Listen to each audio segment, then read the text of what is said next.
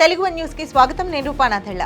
తెలంగాణలో ఇప్పుడు రాజకీయాలన్నీ కల్వకుంట్ల కవిత చుట్టూనే తిరుగుతున్నాయి. తండ్రికి రాసిన లేఖ లీక్ తర్వాత జరిగిన పరిణామాలు ఆమె బీఆర్ఎస్ లో తెగతింపులు చేసుకోవడం ఖాయమన్న సంకేతాలను ఇస్తున్నాయి. ఇప్పటికే ఆమె తనదైన శైలిలో కార్యక్రమాలను నిర్వహిస్తూ వాటిలో ఎక్కడా బీఆర్ఎస్ ప్రస్తావన ప్రమేయం లేకుండా జాగ్రత్త పడుతున్నారు. ఇప్పటికే ఆమె తెలంగాణ జాగృతి కార్యాలయాన్ని ప్రారంభించారు.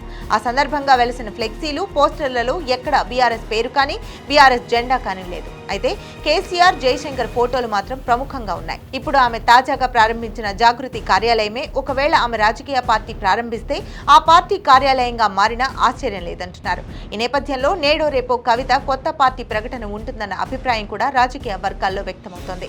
అయితే ఇక్కడే ఒక సందేహాన్ని కూడా పరిశీలకులు వ్యక్తం చేస్తున్నారు. కవిత బీఆర్ఎస్ కు దూరంగా వేస్తున్న రాజకీయ అడుగుల వెనుక ఆమె తండ్రి బీఆర్ఎస్ అధినేత కేసీఆర్ వ్యూహం ఉందా అన్నదే ఆ సందేహం.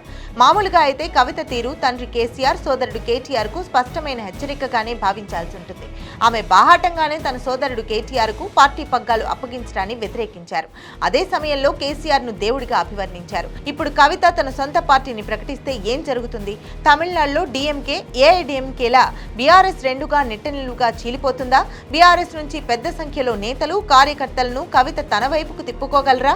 అంటే ఆమెకు అంత సీన్ లేదన్న సమాధానమే అన్ని వర్గాల నుంచి వస్తోంది. అయితే తమిళనాడులో డీఎంకే, అన్నా డీఎంకేలు ఆ రాష్ట్రంలో జాతీయ పార్టీలకు అవకాశం, చోటు లేకుండా చేశాయి. ఇప్పుడు కవిత వేరుకుంపటి కూడా అలాంటి వాతావరణం సృష్టించడానికే అని పరిశీలకులు సందేహం వ్యక్తం చేస్తున్నారు. ఒకవేళ అదే కారణమై ఉంటే మాత్రం కవిత అడుగుల వెనుక ఉన్నది కేసీఆర్ వ్యూహమేనని అంటున్నారు. ఎందుకంటే రాజకీయంగా సొంతంగా పార్టీని ఏర్పాటు చేసి దానిని నిర్వహించేంత స్థాయి కవితకు లేదని అంటున్నారు.